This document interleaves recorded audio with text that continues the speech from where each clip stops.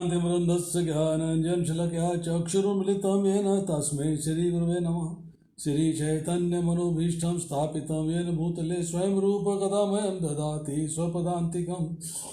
वन्देऽहं श्रीगुरु श्रीयुतपदकमलं श्रीगुरून् वैष्णवांश्च। श्रीरूपं सागरजातं सहगं रघुनाथान्वितं तं सजीवं साधवेतं सावधूतं परिजनसहितं कृष्णचैतन्यदेवं श्रीराधा कृष्णपादान् सहगं ललिता श्रीविशाखान्वितांश्च। हे कृष्ण करुणा सिन्धु दीनबन्धो जगत्पते गोपेश गोपिका कांत राधा कांत नमोस्तुते। तप्त कांचन गौरांगी राधे वृंदावनेश्वरी वृषभानुसुते देवी प्रणमामि हरिप्रिये। वाञ्छाकल्पतरुभ्यश्च कृपा सिन्धुभ्येव च पतितानां पावनेभ्यो वैष्णवेभ्यो नमो नमः। जय श्री कृष्ण चैतन्य प्रभु नित्यानंद श्री अद्वैत गदाधर श्रीवासादि गौर भक्तवृंद। हरे कृष्ण कृष्ण कृष्ण हरे हरे हरे राम राम राम हरे हरे। नमो विष्णुपादाय कृष्ण प्रेष्ठाय भूतले श्रीमते भक्ति वेदांत स्वामिनिति नामिने। नामस्ते सरस्वते देवे गौरवाणी प्रचारिणे निर्विशेषा शून्यवादी पाश्चात्य देश तारिणे।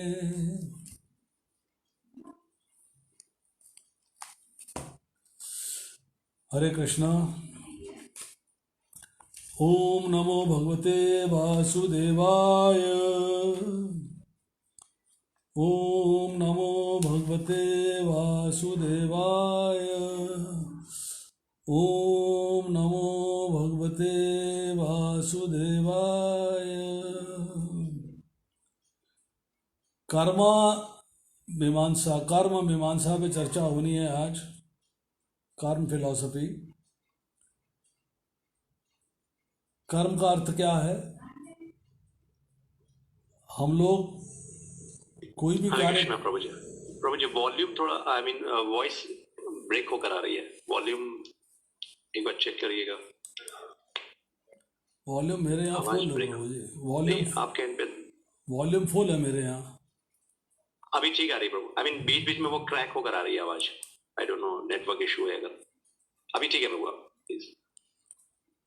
तो कर्म जो है क्या है? कर्म किस लिए किया जाता है? कर्म का ओरिजिन कहाँ से होता है? कर्म किसके लिए करना चाहिए?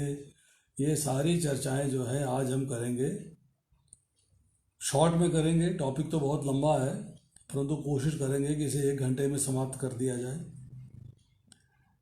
एक श्लोक है जिसकी चर्चा प्रत्येक व्यक्ति करता है। उनसे पूछो जी भगवत गीता का जिस्ट क्या है, भगवत गीता का मर्म क्या है, तो सब लोग कहते हैं जी कर्म ही पूजा है। और सब लोग श्लोक कोट करते हैं कर्मण्येवाधिकारस्ते मा फलेषु कदाचन। सब लोग यही श्लोक कोट करते हैं। सॉरी प्रभु जी, कोई हेडफोन है क्या प्रभु जी? अगर हेडफोन यूज करें तो शायद कुछ आवाज में क्लैरिटी आ जाए।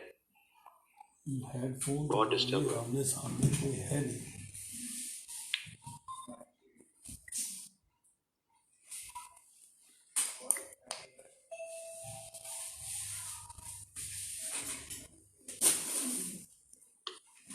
हेडफोन कैसे इस्तेमाल होगा?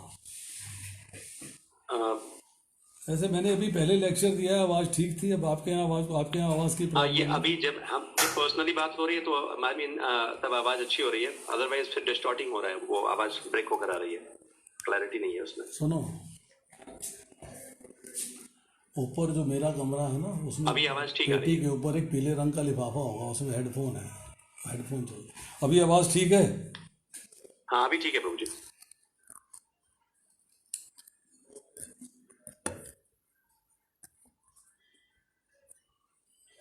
अभी ठीक आ रही है? यस प्रभु जी ठीक है। अभी सबको आवाज सुनाई दे रही है? हाँ ठीक है। चलिए, तो श्लोक है कर्मण्येवाधिकारस्ते मा फलेषु कदाचन मा कर्मफले तु भूमाते संगस्तु अकर्मणि। जिससे पूछो बोले भगवत गीता का यही जिस्ट है। कर्म किए जा फल की इच्छा मत कर, कर्म किए जा फल की इच्छा मत कर, कर्म किए जा फल की इच्छा मत कर। पर ये श्लोक जो है भगवान की तरफ से एक बहुत ही बढ़िया मैसेज दे रहा है, जिस मैसेज को हम लोग समझते नहीं। श्लोक कोट कर देते हैं, श्लोक की बात कर देते हैं, श्लोक की चर्चा कर देते हैं, परंतु उसमें जो एक्चुअल मैसेज है, जो संदेश दिया जा रहा है, भगवान क्या कहना चाह रहे हैं, हम उसको नहीं समझते। तो आज हम जो है उसी को समझने का प्रयास करेंगे कि संदेश क्या दिया जा रहा है और हमें उस संदेश को कैसे समझना चाहिए और कैसे उसका पालन करना चाहिए। रिकैप करते हैं, थोड़ा सा पीछे चलते हैं। भगवत गीता जो है महाभारत के भीष्म पर्व में 25वें अध्याय से लेके 42वें अध्याय तक का कृष्ण और अर्जुन का संवाद है। अर्जुन जो है युद्ध के क्षेत्र में गया है। युद्ध के क्षेत्र में जाने के बाद जो पहला इसका चैप्टर है भगवत गीता का, उसमें सैन्य निरीक्षण हुआ, आपस में चर्चा हुई, क्या हुआ क्या नहीं हुआ, सब होने के बाद जो है अर्जुन ने कहा कि मेरे रथ को दोनों सेनाओं के मध्य में ले चलिए। अब देखिए इंपॉर्टेंट बात है, भगवान को अर्जुन ने अपना सारथी बनाया है। उनसे जब मांगने के लिए गया है, दुर्योधन भी गया है, लंबी स्टोरी है, पर भगवान ने कहा है कि एक तरफ मैं रहूँगा अकेला निहत्ता, कोई मैं युद्ध में पार्टिसिपेट नहीं करूँगा, दूसरी तरफ मेरी एक अक्षौहिणी सेना रहेगी। अर्जुन ने कहा, मेरा चूंकि उसको पहले चांस दिया था मांगने का, तो अर्जुन ने कहा कि मेरे मन में बहुत दिन से इच्छा थी कि अगर कभी युद्ध हो तो आप मेरे रथ के सारथी बने। भगवान ने कहा डन, तथास्तु, ओके फाइन। अब दुर्योधन जो है 1,00,000 अक्षौहिणी सेना लेके खुश हो गया कि इस निहत्थे ग्वाले को कौन लेके जाएगा, बहुत अच्छा हुआ मुझे नहीं मिले, मैं तो अपना जो है एक अक्षौहिणी सेना लेके जा रहा हूँ। तो अर्जुन भगवान को सारथी बना के लाया है, पहली बात। दूसरी बात कि युद्ध का आवाहन भगवान ने नहीं किया, युद्ध का आवाहन किया है अर्जुन की माता ने, कुंती ने। जब उसने देखा है कि द्रौपदी का चीरहरण हो रहा है, नंबर 1, नंबर 2, कृष्ण जब जो है एक राजदूत, एक दूत बन के उनसे जो है 5 गांव मांगने के लिए गए हैं, तो उन्होंने कृष्ण को कैद करने का प्रयास किया है। तब द्रौपदी कहती है कि जाओ मेरे पुत्र भीम से कह दो, जिसकी गदा हमेशा दुश्मनों पे बरसने के लिए तैयार रहती है, और अर्जुन जिसका गांडीव से धनुष निकल के दुश्मनों को हत करने के लिए, उनका वध करने के लिए तैयार रहते हैं, उनको जाके संदेश दो कि अब जो है युद्ध का समय आ गया है, अब आपको युद्ध करना है। तो ये डिसीजन जो है कुंती ने लिया, और महारानी कुंती के डिसीजन के बाद जब युद्ध की तैयारी हुई है, एक स्टेज ये आ जाती है कि अर्जुन जो है वो कहता है, जब दोनों सेनाओं के मध्य में रथ चला जाता है, अर्जुन भगवान का भक्त है, भगवान का संबंधी है, भगवान का मित्र है, और भगवान का भक्त भगवान को आदेश दे रहा है कि हे कृष्ण मेरे रथ को दोनों सेनाओं के मध्य में ले चलिए। आदेश दे रहा, भक्त भगवान को आदेश दे रहा कि मेरे रथ को दोनों सेनाओं के मध्य में ले चलिए। अब दोनों सेनाओं के मध्य में रथ चला गया। अब भगवान कृष्ण जो है वहां पर पांडवों में और कौरवों में भेद नहीं करते। वो कहते हैं कि यहाँ पे एकत्र सारे कुरुओं को देखो, क्योंकि सारे कौरव कुरु वंश के हैं, सबका वंश एक ही है, कुरु वंश है। अब जब अर्जुन जो है दोनों तरफ देखता है, वो देखता है सारे के सारे मारे जाएंगे, सबकी हत्या हो जाएगी, कोई जीवित नहीं बचेगा। तब वो कहता है कि कुल व्यवस्था नष्ट हो जाएगी, सामाजिक व्यवस्था नष्ट हो जाएगी, कुल धर्म खराब हो जाएगा, स्त्रियां दूषित हो जाएंगी, वर्ण संकर संतान उत्पन्न होगी, मृत्यु के बाद जल देने वाला, पिंड देने वाला कोई नहीं बचेगा। जब ये सारी बातें अर्जुन करता है, जब सारी बातें अर्जुन करता है, तो युद्ध का भूमि के अंदर अपना धनुष रख देता है। भगवान उसकी फटकार लगाते हैं। फटकार लगाने के बाद वो भगवान की जो है शिष्यता स्वीकार करता है, उनका समर्पण करता है उनके समक्ष कि मैं आपका अब शिष्य हूँ, मैं आपके जो है प्रति समर्पित हूँ। सब कुछ करने के बाद फिर कहता है मैं युद्ध नहीं करूँगा। अब भगवान को हंसी आ जाती है।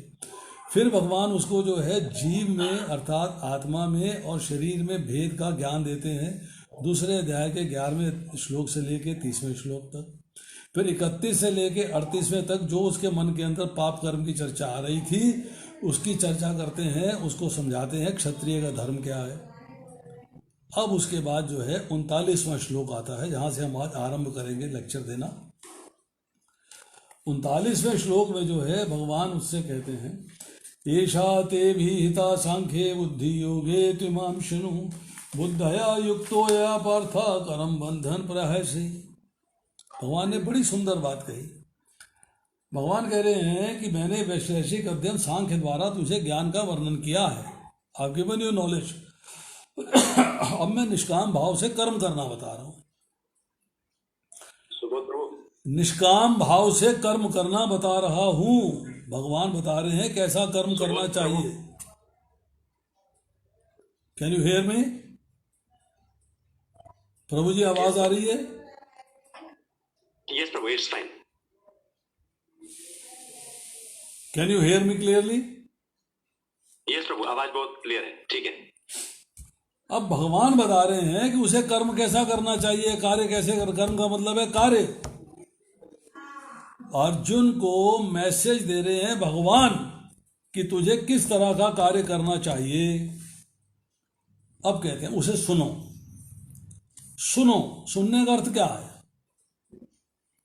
भगवान ने कहा मैं निष्काम भाव से कर्म करना बता रहा हूं। निष्काम यूज किया पहले, कर्म करना बताने की बात नहीं हुई। निष्काम भाव से कर्म करना बता रहा हूं। फिर कहा उसे सुनो। सुनने का अर्थ क्या है? एग्जाम्पल से समझिए। पिता बहुत थका आ रहा जो है, धूप के अंदर से घर आया है, आगे बच्चे से कहता है गिलास पानी पिला दे। बच्चा आईपीएल का मैच देख रहा है, बच्चा नहीं सुनता। फिर कहते हैं बेटा एक गिलास पानी पिला दे, बच्चा फिर नहीं सुनता। फिर कहते हैं गिलास पानी पिला दे, बच्चा फिर नहीं सुनता। चौथी बार कहते हैं सुना नहीं क्या? सुनने का मतलब है जो सुना है उसे करो। तो भगवान यहाँ कह रहे हैं कि जो मैं निष्काम भाव से कर्म करना बता रहा हूं उसे सुनो। मतलब सुनना है तो उसके हिसाब से कर्म करना है। अब उससे फायदा क्या होगा? मैं आपकी बात सुनूं और आपके अनुसार कर्म करूं, उसका फायदा क्या है? What is the use of it? तो भगवान कह रहे हैं यदि तुम ऐसे ज्ञान से कर्म करोगे, ज्ञान कौन सा? जो ज्ञान मैं दे रहा हूं। यदि ऐसे ज्ञान से कर्म करोगे तो कर्मों के बंधन से अपने को मुक्त कर सकते हो। तब व्यक्ति जो है कर्मों के बंधन से मुक्त हो जाएगा। ये भगवान ने संदेश दे दिया। कर्म क्या है, उसका बंधन क्या है, ये हम समझने का प्रयास करेंगे। तो उससे पहले समझने का प्रयास करते हैं। हरे कृष्णा प्रभु जी।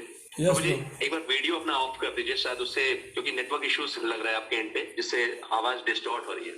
एक बार वीडियो ऑफ करें आप अपना और उसके बाद केवल वॉइस रखें।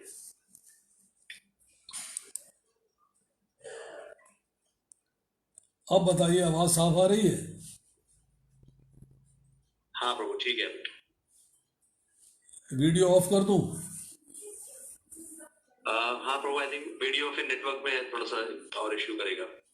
वो आपके एंड पे नेटवर्क इश्यूज आ रही है। चलिए कोई बात नहीं, बीच बीच में ऑन कर लेंगे, बीच बीच में ऑफ कर देंगे। यस यस ठीक है प्रभु, अभी आवाज ठीक आ रही है। ठीक है। अब मेरा एक प्रश्न है कि भगवान ने नर का आकार लिया, नराकार लिया, मतलब मनुष्य की तरह शरीर लिया उन्होंने। पर क्या भगवान दिव्य हैं या साधारण मनुष्य की तरह हैं? भगवान कहते हैं 4वें अध्याय में, जन्म कर्म च में दिव्यम एवं यो वेति तत्वता। मेरा जन्म भी और मेरा कर्म भी दोनों दिव्य हैं, और जो इसे तत्व से जानता है वो लौट कर मेरे पास आता है। ये बात भगवान ने क्लियरली कह दी। अब इसके बाद चर्चा आ रही है। एक सेकेंड प्रभु, गिव मी जस्ट 1 सेकेंड।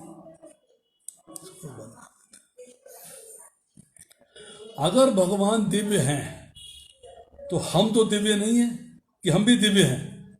हम तो दिव्य नहीं हैं। जब हम दिव्य नहीं हैं तो हमारी बुद्धि जो है वो दिव्य है या साधारण है? तो हमारी बुद्धि जो है वो साधारण है, और भगवान को दिव्य पुरुष होने के नाते उनकी जो वाणी है वो दिव्य है, तो दिव्य वाणी से दिव्य ज्ञान बाहर निकला, और दिव्य ज्ञान को हम साधारण बुद्धि से कैसे समझ सकते हैं? Is it possible? इसीलिए लोग कहते हैं कि हमें भगवत गीता समझ में नहीं आती, हम पढ़ने की कोशिश करते हैं, हमें समझ में नहीं आती। अरे भाई, आपको समझ में कैसे आएगी? बच्चा घर में पढ़ता है, बच्चा स्कूल में पढ़ता है, फिर भी ट्यूशन पढ़ता है, कोचिंग क्लास जाता है, ट्यूशन पढ़ता है, बड़े बड़े सेंटर्स में जाता है, स्कूल में जाने के अलावा। मतलब जो बात है उसको स्कूल में समझ में नहीं आती, परंतु उसको समझने के लिए ट्यूशन चाहिए। मतलब एक एक्स्ट्रा टीचर चाहिए जो उसे सारी बात समझा सके। तो भगवत गीता के श्लोक इतने मुश्किल हैं कि साधारण बुद्धि से समझ नहीं आ सकते। आशय बड़ा गूढ़ है, रचना सरल है, परंतु आशय बड़ा गूढ़ है, समझ में नहीं आती बात। जब समझ में नहीं आएगी तो आपको इसको समझने के लिए किसी एक्सपर्ट टीचर की सहायता चाहिए, जो प्रामाणिक हो और परंपरा से आता हो, जिसको अच्छे तरीके से भगवत गीता का ज्ञान हो। नौसिखिया नहीं, नवा नवेला पढ़ना शुरू किया और आपने कहा मुझे समझा दो, उल्टा सीधा समझा देगा वो। मैं किसी से पूछता हूँ, भैया तूने भगवत गीता कितनी बार पढ़ी? बोला साहब एक बार पढ़ी थी। समझ में आई ना? समझ में तो नहीं आई। अब क्या पढ़ रहा है? मैं भागवतम पढ़ रहा हूँ। अरे तेरे को भगवत गीता नहीं समझ में आई, जो कि ABCD प्रभुपाद लिख रहे हैं, ABCD है, स्कूलिंग है, तेरे को भागवतम कैसे समझ में आ जाएगी? नहीं, मैं आजकल चेतन चरितामृत पढ़ रहा हूँ। अरे चेतन चरितामृत पढ़ रहा है तो मध्य लीला का 19 से लेके 22वां अध्याय समझा के दिखा दे, समझ में आ रही है तो? नहीं आता। Bhagavad Gita is a essential book which is ABCD of bhakti. वो समझनी जरूरी है, वो तो आती नहीं। तो भगवान कह रहे हैं कर्म करना मैं बता रहा हूं, वो तो बात किसी ने समझी नहीं कि भगवान क्या बता रहे हैं। हमने भगवत गीता पढ़ ली है, अरे मैं 100 बार पढ़ चुका हूँ, फिर भी लेक्चर देने से पहले 1 घंटा पढ़ता हूँ, तब आगे लेक्चर देता हूँ, तब बात समझ में आती कि आज क्या बोलना है। आपने एक बार पढ़ ली, आपको भगवत गीता समझ में आ जाए, ये कैसे पॉसिबल है? How is that possible? अरे मैंने कोटा पूरा कर लिया, मैंने एक बार पढ़ ली, बात खत्म। पर भगवान कहते हैं तेषाम सतत युक्ता नाम भजताम प्रीति पूर्वकम तदामि बुद्धि योगम तम ये न मामू बयान्ति थे, कि जो प्रीति पूर्वक मेरे भजन में लगे रहते हैं, जो प्रीति पूर्वक प्रेम पूर्वक मेरी सेवा करते रहते हैं, उनको मैं दिव्य बुद्धि देता हूँ। ददामि बुद्धि योगम तम, उनको मैं दिव्य बुद्धि देता हूँ, और दिव्य बुद्धि प्राप्त करके दिव्य ज्ञान प्राप्त करते हैं जो मैंने दिया है, और दिव्य ज्ञान प्राप्त करके दिव्य ज्ञान के ऊपर चलते हैं, तब मेरे धाम आते हैं। पर्पज ऑफ लाइफ क्या है? पर्पज ऑफ लाइफ है भगवान के धाम जाना की तैयारी करनी। अपने सारी रूटीन ड्यूटीज को, सारे वर्णाश्रम धर्म के हिसाब से अपनी जिम्मेदारियों को, अपनी ड्यूटियों को निभाते हुए हमारे पास असेंशियल क्या है? असेंशियल है कि हम भगवान के धाम जाने की तैयारी करें। दिस इज असेंशियल, वो हमें जाना है। अब भगवान कह रहे हैं कि मैं तुझे निष्काम भाव से कर्म करना बता रहा हूं, और इसके बाद जो है अगले श्लोक में उन्होंने कहा नेहा विग्रम नाशो अस्ति प्रत्यवायो न विद्यते स्वल्पम अपि यस्य धर्मस्य त्रायते मैं तो भयात। कहते हैं ये जो प्रयास है, ये जो मेहनत है, तो भगवत गीता सीखने में और इसके पालन करने में लगेगा, ये कभी हानि नहीं करता। अगर छूट भी जाता है और अगला मनुष्य योनि तुम्हें मिल जाती है, तो जहां से चले थे वहीं से फिर दोबारा शुरू हो जाएंगे। बचपन से ही भक्ति शुरू हो जाएगी, भक्ति योग में आप आगे बढ़ते चले जाओगे। अब भगवान ने कहा कि अल्पज्ञानी मनुष्य वेदों के और अलंकारमय शब्दों के प्रति अत्यधिक आसक्त होते हैं। वेदों में 1 लाख श्लोक हैं, जिसमें से 80,000 जो है कर्म कांड के हैं, कैसे संसार को, भौतिक संसार को एंजॉय करना। 16,000 श्लोक जो है वो ज्ञान कांड के हैं, और 4,000 श्लोक जो है भक्ति कांड के हैं, उपासना कांड के हैं। वो 4,000 तक तो हम पहुंचे नहीं, 80,000 में उलझ के रह गए। ये प्राप्त कर लो, वो प्राप्त कर लो, ये भोग लो, वो भोग लो, उसी चक्कर में लगे हुए हैं। अब भगवान ने उसके बाद जब आज का श्लोक कहा है कर्मण्य वाधिकारस्ते माँ फलेषु कदाचन, कर्मण्य वाधिकारस्ते अर्थात तेरा कर्म करने का अधिकार है। भगवान ने आपको इंडिपेंडेंस ऑफ विल दिया है, इंडिपेंडेंस ऑफ डिजायर दी है, और इंडिपेंडेंस ऑफ एक्शन दिया है। 3 चीजें दे दी उन्होंने। आपकी विल इंडिपेंडेंट है, किसी पे डिपेंडेंट नहीं है। आपकी डिजायर्स इंडिपेंडेंट है, किसी पे डिपेंडेंट नहीं है। और आपका कर्म करने का अधिकार भी इंडिपेंडेंट है, किसी पे डिपेंडेंट नहीं है। आप जैसा मर्जी कार्य करना चलो, जैसा मर्जी करो, आपकी चॉइस है, आपकी मर्जी है, अब जैसा मर्जी कार्य करो। पर भगवान कहते हैं तुम कर्म फल के अधिकारी नहीं हो, कर्म के फल का अधिकार। इसका क्या मतलब है?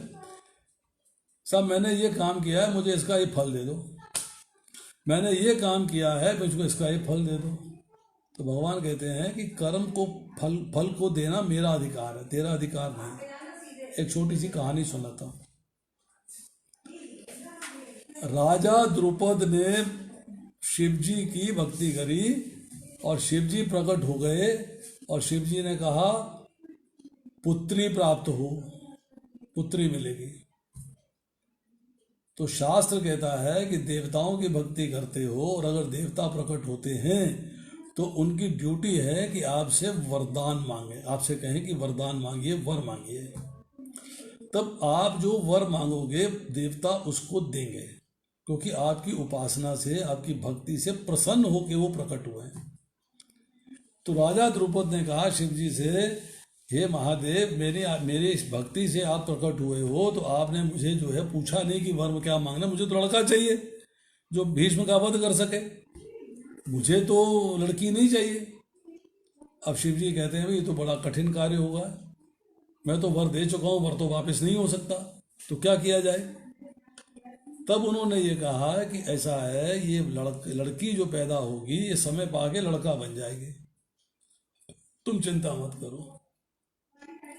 तो भगवान कहते हैं कि फल देना जो है मेरे अधिकार में है, फल मैं दे सकता हूँ, तुम्हारे अधिकार में नहीं है कि मैंने ये कार्य किया है और मुझे इसका फल दे दिया जाए।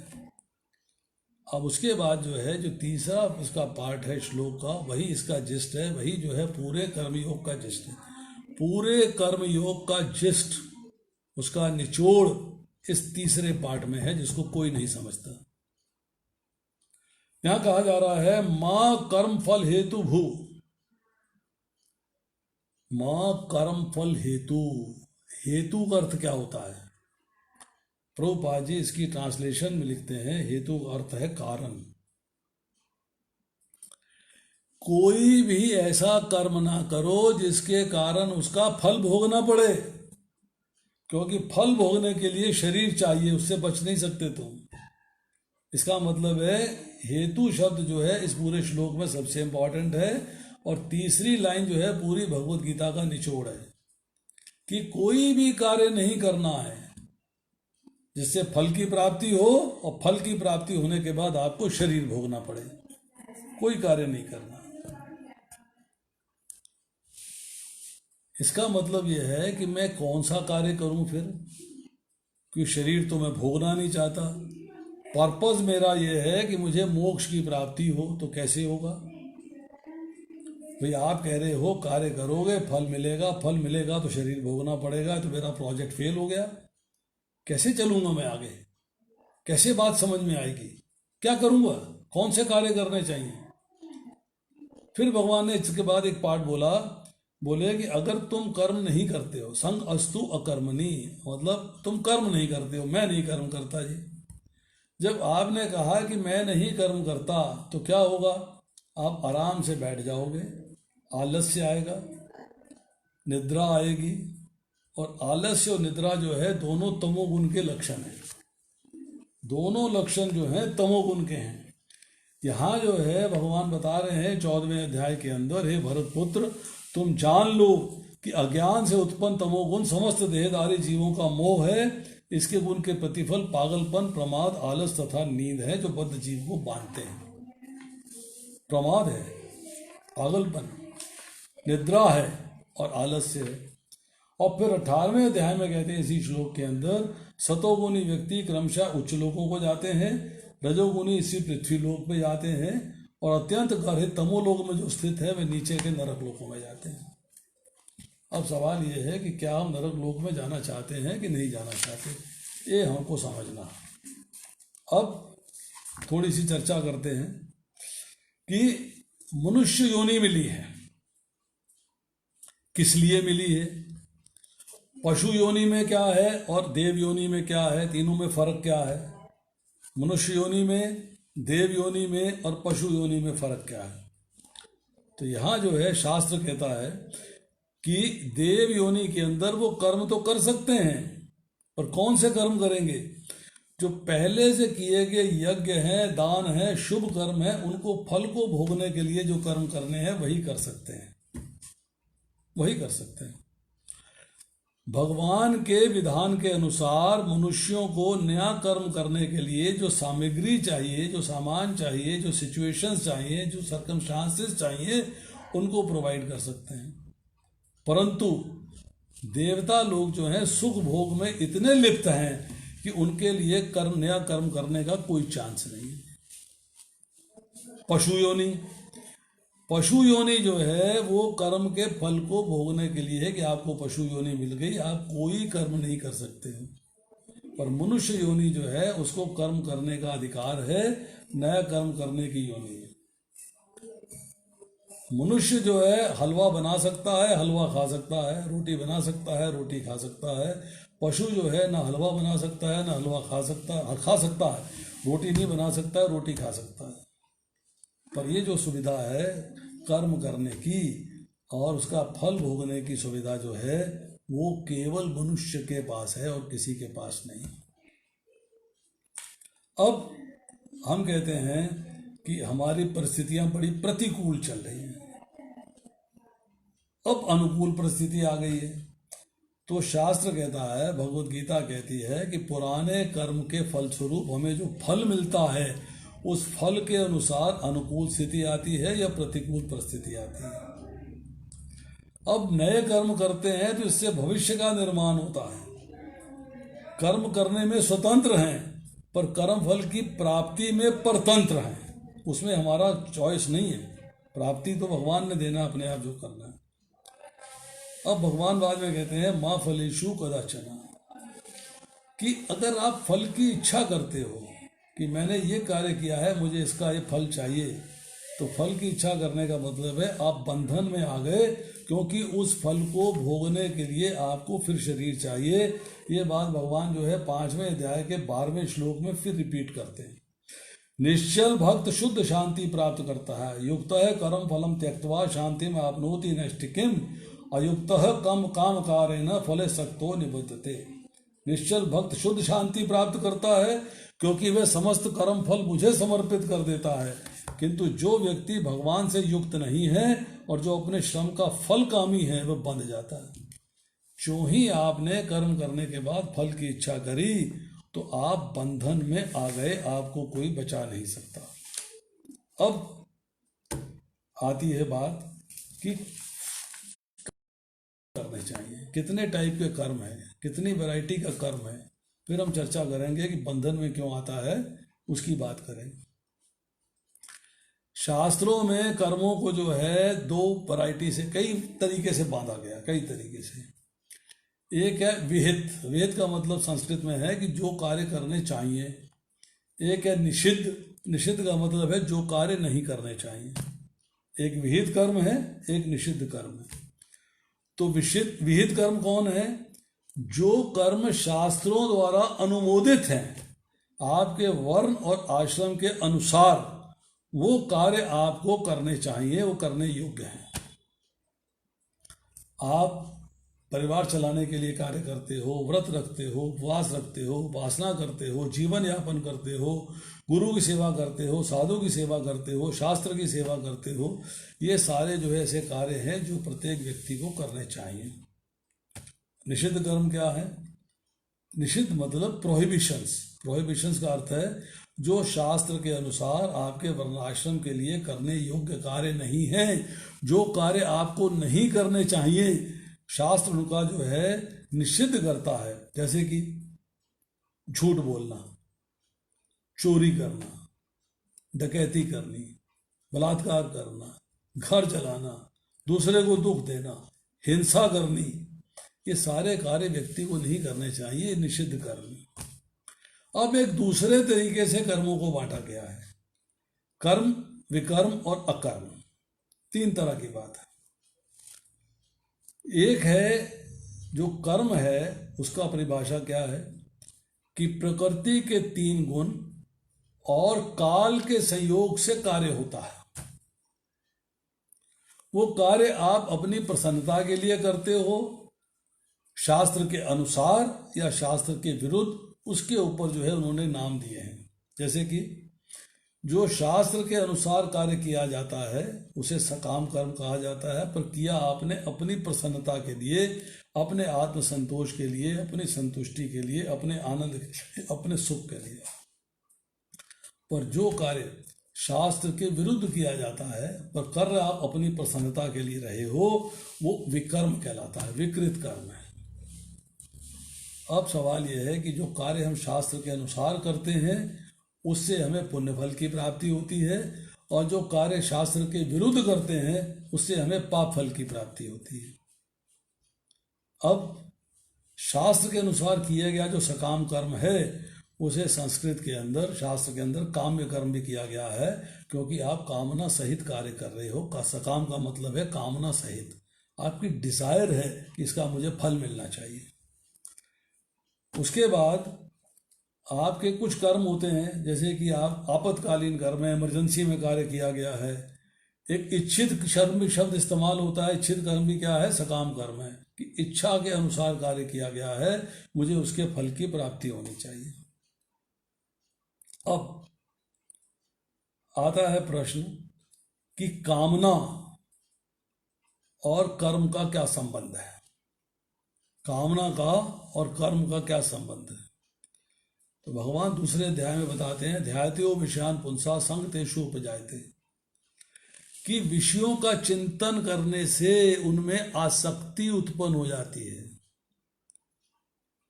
कान से कोई बात सुनी, आंख से कोई बात देखी, अच्छी लगी तो मेरी उसमें आसक्ति हो गई। मिस्टर एक्स मिस्टर वाई के यहाँ गए, मिस्टर वाई के यहाँ देखा बहुत बढ़िया डबल डोर फ्रिज रखा हुआ है। मिस्टर एक्स की वाइफ कहती है, देखो जी कितना बड़ा फ्रिज है, अलमारी की तरह, आप क्यों नहीं लेके आते? और मिस्टर वाई की वाइफ ने उसके गुण बताने शुरू कर दिए। अब उनके कान में भी बात गई कि उसके गुण पता लगे, आंख से देख लिया, तो घर में आके जो है उसमें आसक्ति हो गई, आसक्ति से कामना हो गई। अब डिजायर हो गई कि मुझे ये फ्रिज चाहिए। कामना हो गई तो फ्रिज की प्राप्ति के लिए कर्म करना पड़ेगा, तभी तो प्राप्त होगा।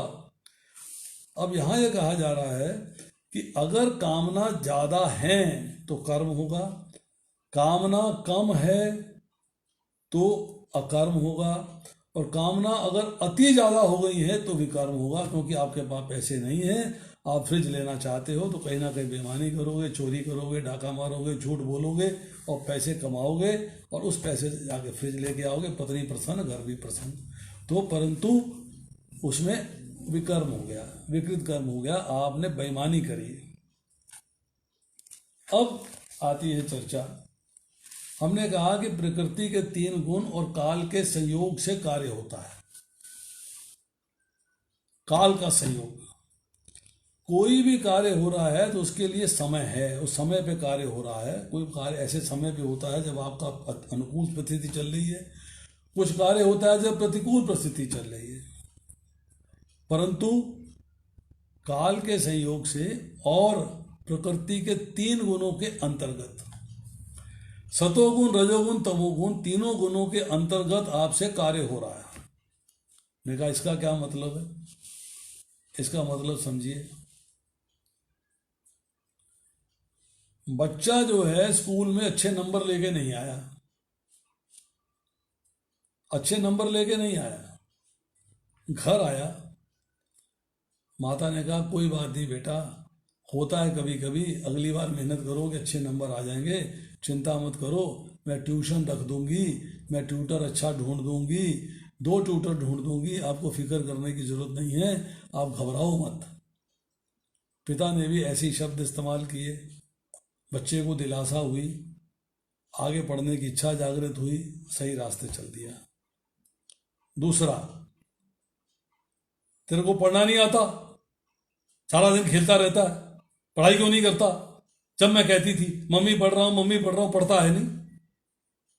मतलब डांट के, गुस्से में, क्रोध में उससे बात कर रहे हैं। तीसरी स्थिति आती है, घर आया, फेल हो गया, दे जूता इधर, दे जूता उधर, दे मार इधर, दे मार उधर। शाम को पिता आए, वो भी उन्होंने हाथ पैर से जूतों से खूब डट के पिटाई कर दी। कार्य हुआ, कार्य था बच्चे को सही मार्ग में लेके आना, कार्य था बच्चा आगे पढ़े, उसके लिए काम करवाना, उसके लिए मेहनत करानी। परंतु पहली बार कार्य हुआ सतोगुण में, दूसरी बार कार्य हुआ रजोगुण में, और तीसरी बार कार्य हुआ तमोगुण में। अब तमोगुण का एक्सट्रीम भी है, बिल्कुल एक्सट्रीम है। एक्सट्रीम क्या है कि बच्चे की पिटाई लगा दी। पड़ोसी ने पूछा, भैया बच्चे को क्यों मार रहे हो? कहता ऐसा है कि मैंने कल जाना है कलकत्ता, मैं यहाँ होऊंगा नहीं, और इसने फेल हो जाना है, तो कल मैं इसे पिटाई लगा नहीं पाऊंगा, इसलिए आज ही पिटाई लगा के जा रहा हूँ। ये भी तमोगुण है। आप किसी ना किसी गुण में कार्य करते हैं, कोई ना कोई गुण उसमें इन्वॉल्व होता है। अब आप सकाम कार्य कर रहे हैं शास्त्र के अनुसार, या सकाम कार्य कर रहे हैं शास्त्र के विरुद्ध, इसको भी समझ लीजिए। कई बार चर्चा हो चुकी है, रिपीट करता हूं दोबारा से। 3 दिन से घर में खाना नहीं बना है, सारे भूखे प्यासे बैठे हुए हैं, पति के पास पैसा नहीं है, बड़ी हाय हाय चल रही घर के अंदर। एनीवे बाहर निकला, थोड़ा बहुत कहीं काम किया, पैसा मिला, राशन की दुकान पे गया, राशन लिया। उसने बोला कितने पैसे? बोले साहब 1000 रुपया बना। कहे लो भी 1000 रुपया पकड़ो, राशन दो। घर आए, खाना खाया, खाना बना, संतुष्टि हुई, आत्मसंतोष हुआ, खुशी मिली। किसको? मुझे, कि मेरे घर में आज खाना बन गया है, मेरे घर वाले सारे निद्रा में आराम से सोएंगे, भूखे पेट नहीं सोएंगे, मेरा परिवार खुश है तो मैं भी खुश हूँ। किसकी प्रसन्नता के लिए कार्य किया गया? अपनी प्रसन्नता के लिए कार्य किया गया। परंतु राशन वाले को पैसा दे के राशन लेके आए हैं शास्त्र के अनुसार।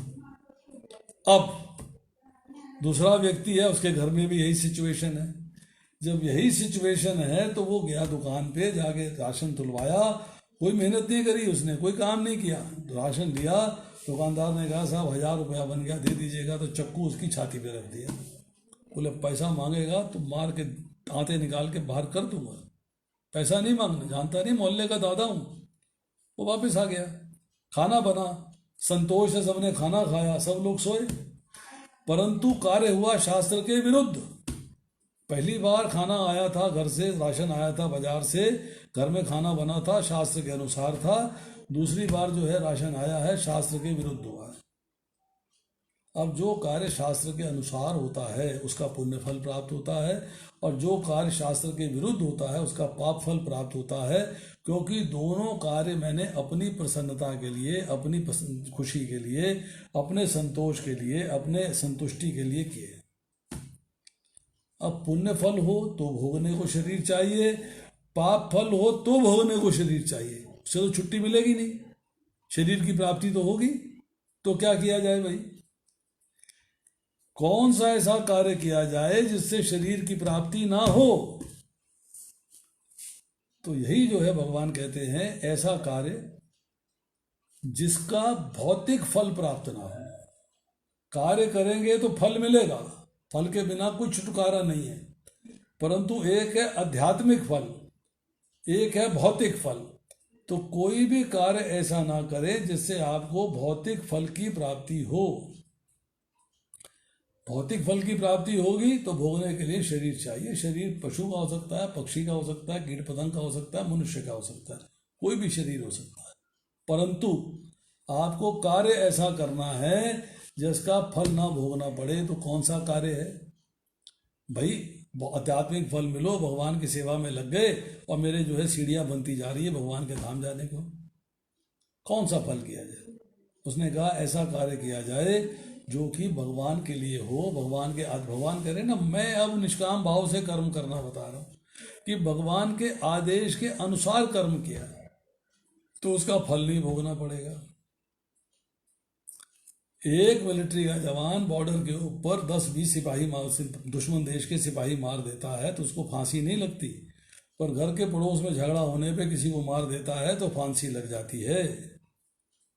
फांसी लग जाती है, मतलब फांसी के लिए जज के सामने जब गया है तो जज से कहता है मैंने 20 जवान मारे तो मेरे को तो कुछ आपने सजा नहीं दी, मैंने एक मार दिया पड़ोसी तो आप मेरे को फांसी लगा रहे हो, मुझे जेल भेज रहे हो।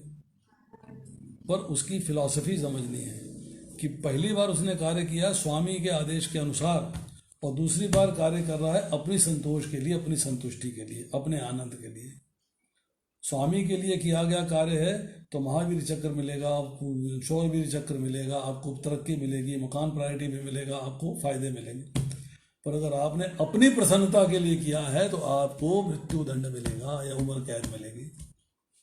तो यहाँ स्वामी कौन है? यहाँ स्वामी है भगवान। हम क्या कहते हैं, आरती गाते हैं ना बचपन से, मैं सेवक तू स्वामी, यही बोलते हैं ना, कष्ट मिटे तन का, ही बोल रहे हैं ना गाना, मैं सेवक तू स्वामी। भगवान को स्वामी मानते हैं, अपने को उनका सेवक मानते हैं। तो सेवक को कैसा कार्य करना चाहिए? स्वामी की प्रसन्नता के लिए करना चाहिए कि अपनी प्रसन्नता के लिए करना चाहिए? किसके लिए करना चाहिए? किसके लिए कार्य करना चाहिए? स्वामी की प्रसन्नता के लिए करना चाहिए। तो यहाँ पर जो है चर्चा आ रही है कि अगर आप भगवान की प्रसन्नता के लिए कार्य करोगे, भगवान की प्रसन्नता के लिए किया गया कार्य है, तो स्वामी के लिए किया गया कार्य है, उसका आध्यात्मिक फल मिलेगा, फल अवश्य मिलेगा, परंतु भौतिक फल भोगने के लिए नहीं मिलेगा, भगवान के धाम जाने के लिए फल मिलेगा। भगवान के धाम जाने की सीढ़ियां तैयार होती जाएंगी। तो कर्म फल में, कर्म के बंधन से मुक्त होने के लिए भगवान ने 3 अध्याय के 31वें श्लोक में कहा कि जो व्यक्ति मेरे आदेश के अनुसार कर्म करते हैं वो श्रद्धा पूर्वक होना चाहिए, ईर्ष्या रहित होना चाहिए, इससे वो कर्म के बंधन से मुक्त हो जाते हैं। आप कर्म के बंधन से मुक्त होना चाहते हो तो आपकी मेंटालिटी जो है कर्म फल के प्रति आसक्त नहीं होनी चाहिए, क्योंकि जैसे ही आपके आसक्ति हुई तो आप बॉन्डेज में आ जाओगे, आप बंधन में बन जाओगे। भगवान कहते हैं I am the enjoyer of results, भोक्ता राम यज्ञ तपसाम सर्वलोकम ऐश्वर्यम, मैं ही सब लोगों का मैं महान ईश्वर हूँ। सब जो है एंजॉयर मैं हूँ, भक्त कर्म के फलों का एंजॉयर मैं हूँ, आप नहीं हूँ। अब भगवान कहते हैं कि कोई भी आप कार्य करते हो डिजायर के लिए तो उसका रिजल्ट प्राप्त होता है।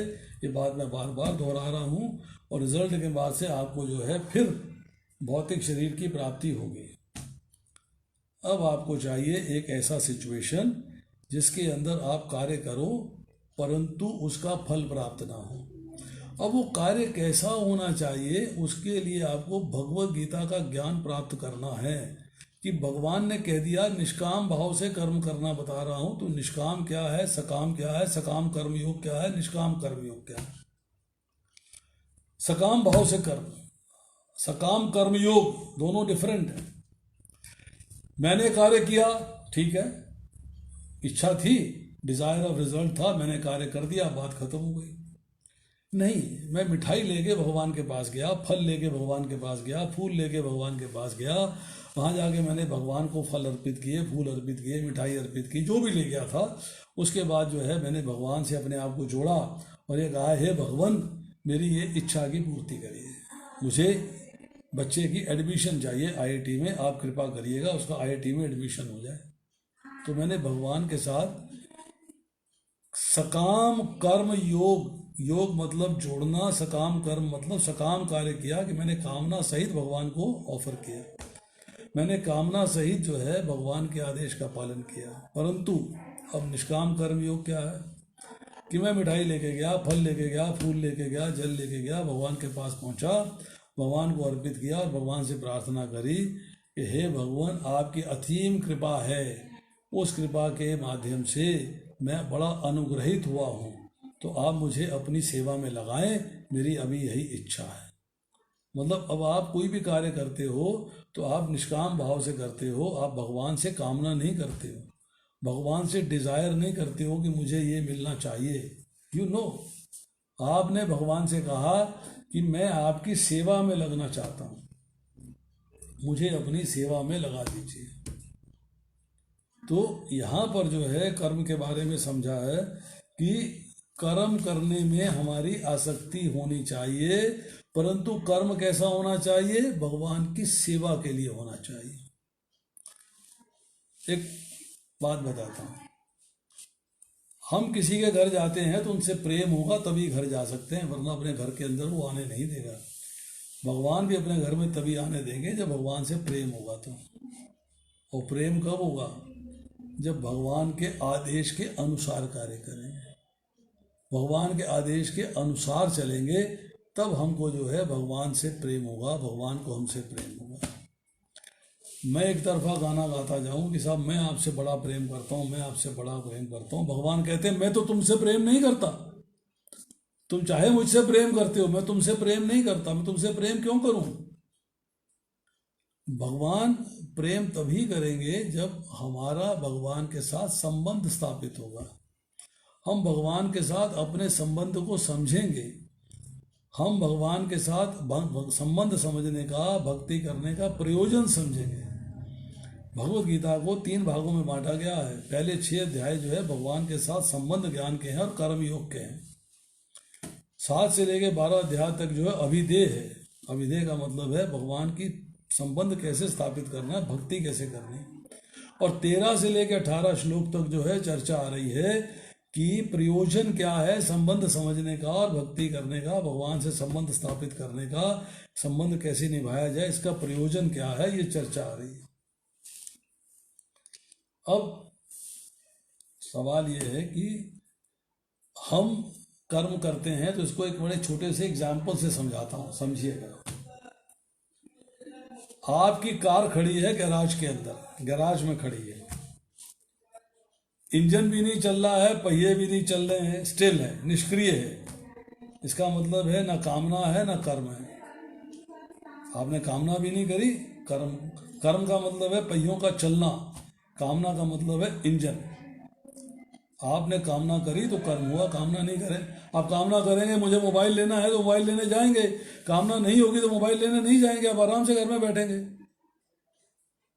अभी लॉकडाउन में क्या हुआ, लोगों से यही कहा गया कि अपने कामनाएं कम कर लो, अपनी डिजायर्स कम कर लो, घर के अंदर हो, घर से बाहर मत निकलो। यही तो हुआ, फायदा हुआ लोगों को। 2-4-10 को नुकसान भी हुआ होगा, बाकी लोगों को फायदा भी हुआ। अब दूसरी सिचुएशन क्या है, इंजन चल गया मतलब कामना तो आ गई, परंतु गैराज में गाड़ी ऐसे खड़ी है, नीचे ईंटें लगी हुई हैं या जैक लगा हुआ है, पहिए नहीं चल रहे। इसका मतलब है आपने कामना तो हुई है पर कर्म नहीं किया आपने। डिजायर हुई है कि मुझे मोबाइल चाहिए, मुझे फ्रिज चाहिए, वो लेने नहीं गए, वो नहीं लिया तो नहीं लिया, बात खत्म हो गई। तो मतलब उसके लिए आपने कर्म नहीं किया है। तीसरी सिचुएशन है कि इंजन भी चालू है और पहिए भी चालू हैं, अर्थात कामना भी हो रही है और कर्म भी हो रहा है, दोनों है। पर वो कर्म किसके लिए हो रहा है? आपकी कामना की पूर्ति के लिए, आपकी डिजायर्स की पूर्ति के लिए, आपकी इच्छाओं की पूर्ति के लिए कार्य हो रहा है। और फिर चौथी सिचुएशन है, ना इंजन चालू है पर पहिए चालू है, इंजन नहीं चालू है, अर्थात आपने कामना नहीं करी है, निष्काम, कोई कार्य नहीं, कोई कामना नहीं करी पर कार्य हो रहा। क्योंकि जो आपको वर्णाश्रम धर्म के हिसाब से जो आपकी ड्यूटीज हैं आप उसको परफॉर्म कर रहे हैं। अब आती है बात कि आपने अपना ढलान के ऊपर गाड़ी खड़ी कर दी और गाड़ी फिसलती जा रही है, मतलब आपके पहिए भी चल रहे हैं पर इंजन नहीं चल रहा है, तो आपके कर्म हो रहे हैं, परंतु कर्म भगवान के प्रति हो रहे हैं, आपके अपने प्रति नहीं हो रहे, आपको उसका फल मिल रहा है। हमने भगवान को भोग लगाया, भगवान ने भोग स्वीकार कर लिया, हमको सारा का सारा भोग मिल गया, हमने खा लिया, तो मिला तो हमको ना अंत में। अब लास्ट में आना है, 2 शब्द इस्तेमाल होते हैं, एक प्रवृत्ति और एक निवृत्ति। कर्मों को करना प्रवृत्ति है, कर्मों को न करना निवृत्ति है। मतलब निवृत्ति के अंदर और ज्यादा डिटेल में जाएंगे तो अर्थ ये है कि आपको कर्म के फल से निवृत्त होना है। मतलब कोई ऐसा, जो भगवान ने कहा मां कर्म फल हेतु भू, कोई ऐसा कार्य नहीं करना है जिसका फल भोगना पड़े, हेतु का अर्थ यही है। तो यहाँ है कि कर्मों को न करना, अर्थात कोई ऐसा कार्य नहीं करना जिसका फल भोगना पड़े, अर्थात कर्म फल के प्रति किया गया कार्य से निवृत्त होना है। और आध्यात्मिक फल मिले, भगवान के धाम जाने की सीढ़ी तैयार हो, ऐसा कर्म करने के लिए प्रवृत्त होना है। भौतिक संसार को भोगने के लिए, शरीर धारण करने के लिए, कर्म को करने के लिए प्रवृत्त नहीं होना है, उसके लिए निवृत्त होना है। और भगवान के धाम जाने के लिए, फल प्राप्त करने के लिए निवृत्त नहीं होना है, उसके लिए प्रवृत्त होना है। तो कर्म के अंदर इतना ही। अब किसी का कोई प्रश्न है तो पूछ सकता है। Any questions?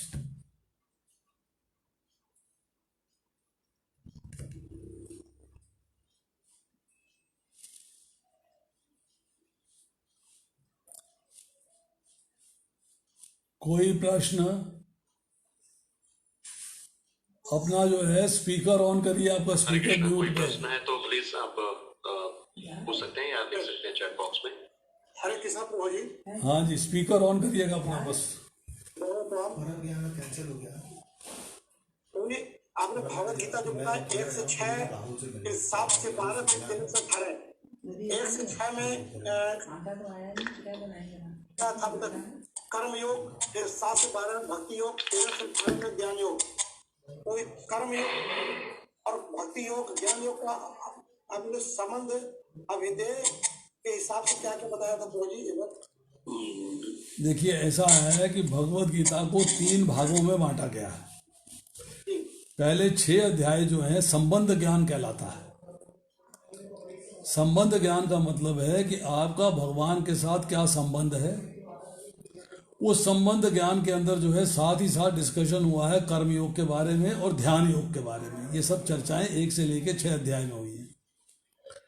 संबंध ज्ञान के जो आचार्य हैं कौन हैं, बता सकते हैं आप? संबंध ज्ञान के आचार्य हैं सनातन गोस्वामी।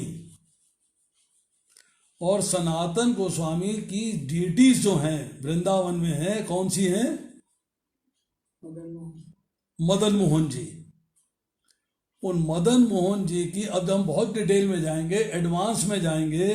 तो जब आपको पहले 6 अध्याय पढ़ने हैं तब आपको भगवान कृष्ण के मदन मोहन स्वरूप का ध्यान करना है और सनातन गोस्वामी के माध्यम से उनको भी प्रणाम करते हुए, उनका भी ध्यान करते हुए जब आप पढ़ेंगे तो आपको प्रॉपर तरीके से संबंध ज्ञान समझ में आएगा।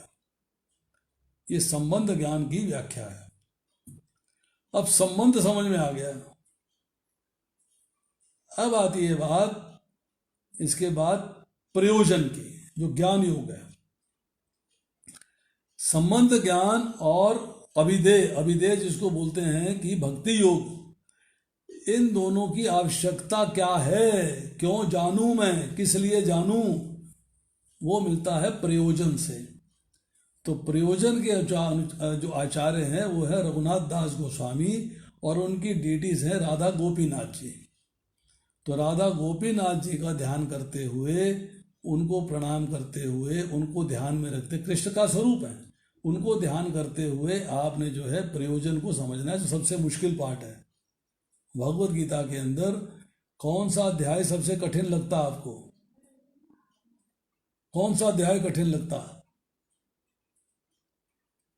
सबसे कठिन अध्याय है 13वां, प्रकृति, पुरुष और चेतना। सबसे कठिन है।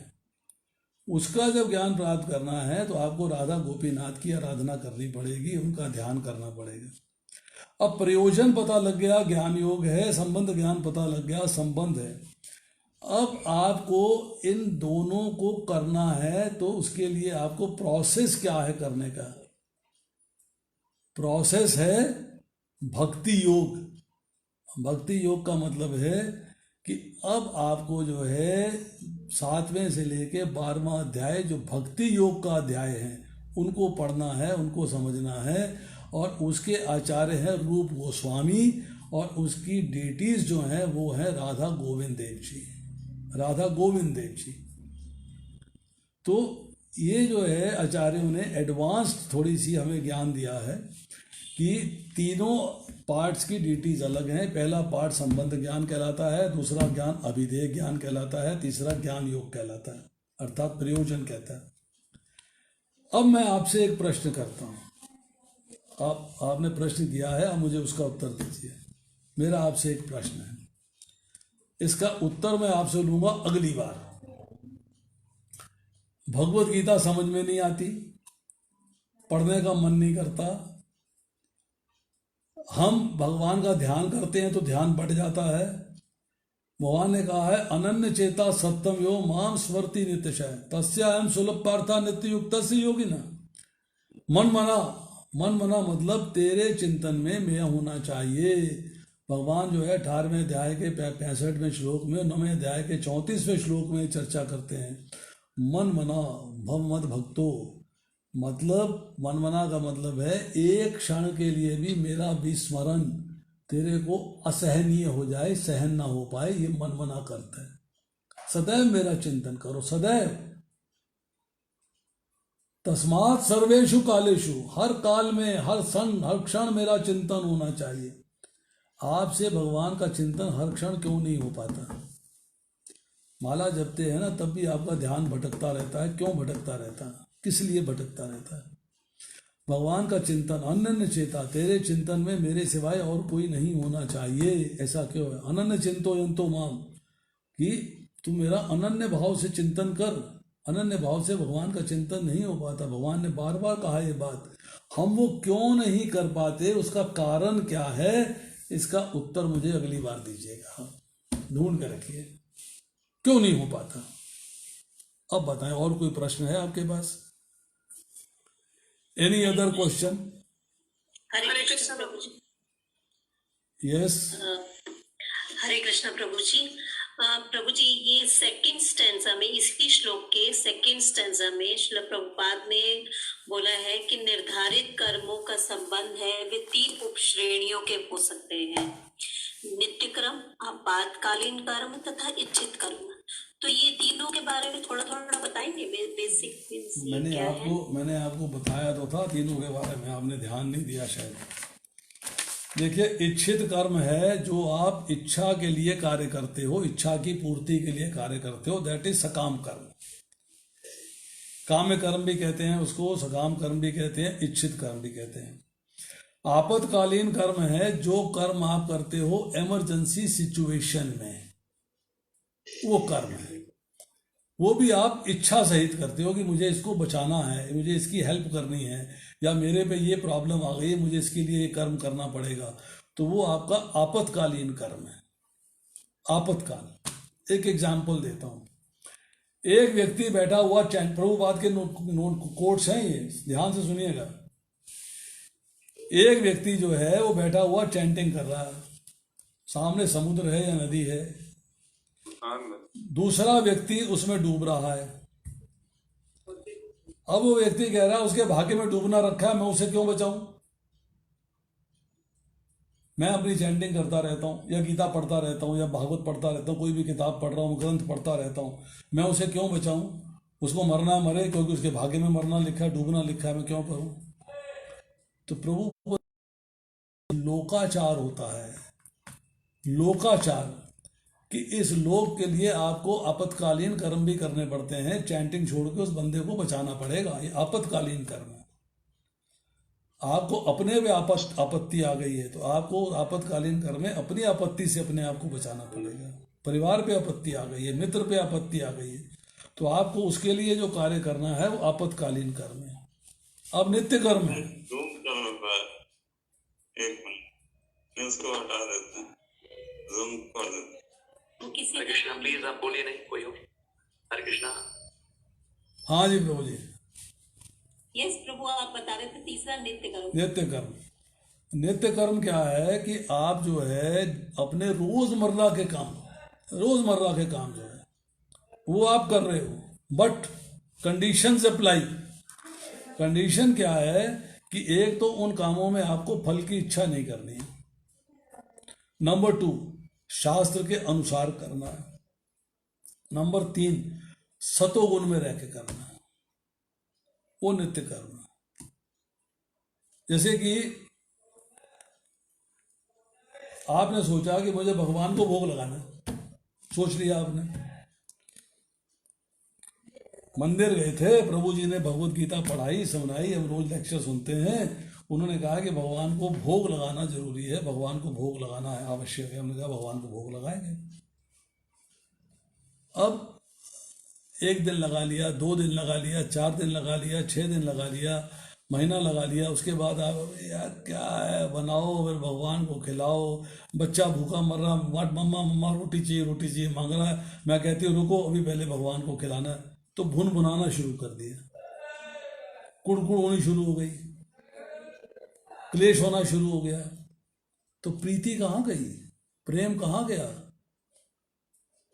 वो प्रेम कहाँ गया जो भगवान के प्रति था, जो सीखा था हमने कैसे लगाना है, वो भूल गए। तो जो सेवा करनी है वो कुड़कुड़ाते हुए, भुन भुनाते हुए, लड़ते झगड़ते हुए नहीं करनी, प्रेम से करनी है, और फल की इच्छा नहीं करनी। फल तो भगवान के हाथ में है, अपने आप देंगे, जो मिलेगा अपने आप देंगे, आपको अपनी इच्छा नहीं करनी है।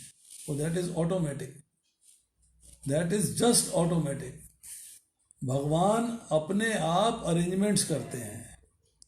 भगवान कहते हैं I have got arrangement for everyone. वो मेरा अरेंजमेंट जो है आप समझ नहीं पा रहे हो, एक अलग बात है, आप उसको अंडरस्टैंड नहीं कर पा रहे हो, एक अलग बात है, पर मेरे पास हर एक के लिए अरेंजमेंट्स हैं। मैं आपको बताता हूं, एक छोटा सा एग्जाम्पल है, मेरे अपने भी एग्जाम्पल है। गिलास आधा है या गिलास भरा हुआ है, ये हर एक की अपनी अपनी सोच है। 3 महीना पहले, 2 महीना पहले, 2 महीने हुए मेरे को कोरोना हुआ, जून में हुआ। जून में मैं कोरोना से ग्रसित हो गया। कोरोना ने मुझे इन्फेक्ट कर दिया। पता लगा तो मैं हॉस्पिटल में एडमिट हो गया जाके, दिल्ली से 250 पौने 300 किलोमीटर दूर, ऋषिकेश में, एम्स में, all India institute of medical sciences. बहुत परेशान था, मुझे लगता नहीं था मैं लौट के वापस आऊंगा, परंतु उसने मुझे एक बात सिखाई, एक बात बताई कि लोग मेरे बारे में कितना वरीड हैं। तो प्रेम देखा मैंने। इंसिडेंट तो हुआ कि मेरी लाइफ एट रिस्क थी, ये मानता हूं मैं बात को, कि मेरा जीवन जो है वो इस वक्त जो है अटका हुआ था, जीऊंगा या मरूंगा मुझे मालूम नहीं था। कई बार वहां लेटे लेटे ख्याल आता था कि भैया सीधा गंगा देवी जाना है, घर लौट के जा नहीं पाएंगे। परंतु मैंने प्रेम देखा गुरु महाराज का। गुरु महाराज का फोन आया मेरी वाइफ के पास, मैं एक्स्ट्रा राउंड्स कर रहा हूं श्री कृष्ण हरि के लिए, वो लौट के वापस आ जाएंगे। भक्तों का, मंदिर में भक्तों का, पिंजाई बाग मंदिर में भक्तों का, ईस्ट ऑफ कैलाश का, गुड़गांव के भक्तों का, मैं जहां जहां लेक्चर करता था, साहिबाबाद, गाजियाबाद, बहादुरगढ़, जहां जहां जिसको पता लगा, सबने मैसेज दिया कि प्रभु जी बेस्ट ऑफ रिकवरी, हम आपके लिए एक्स्ट्रा राउंड्स कर रहे हैं। मेरे कलीग्स, ऐसे ऐसे कलीग्स के मैसेज है जिनको मैं पिछले 47 साल से मिला नहीं हूं, पर हमारा एक ग्रुप है मौलाना आजाद मेडिकल कॉलेज के, हमारे बैच का, 1969 के बैच का एक ग्रुप है।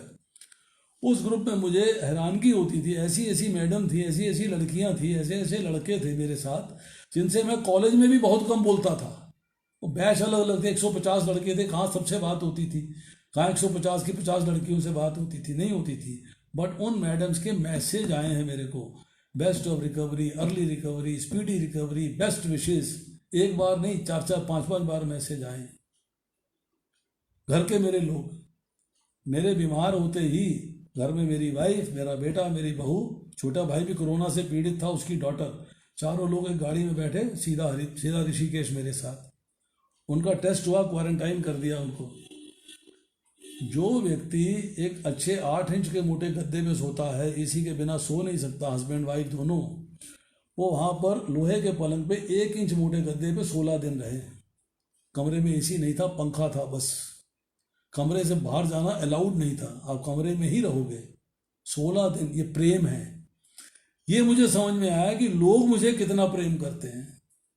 घर वाले तो चलो ठीक है, रिश्तेदार हैं, मुझे प्रेम कर रहे हैं। मेरे रिश्तेदार जो कि पंजाब में हैं, यूपी में हैं, सबके मैसेज आते थे। परंतु जो भक्त हैं, जो डिवोटीज हैं, जिनसे मेरा सिर्फ लेक्चर का संबंध है या भक्ति का संबंध है, उनकी प्रेयर्स आई।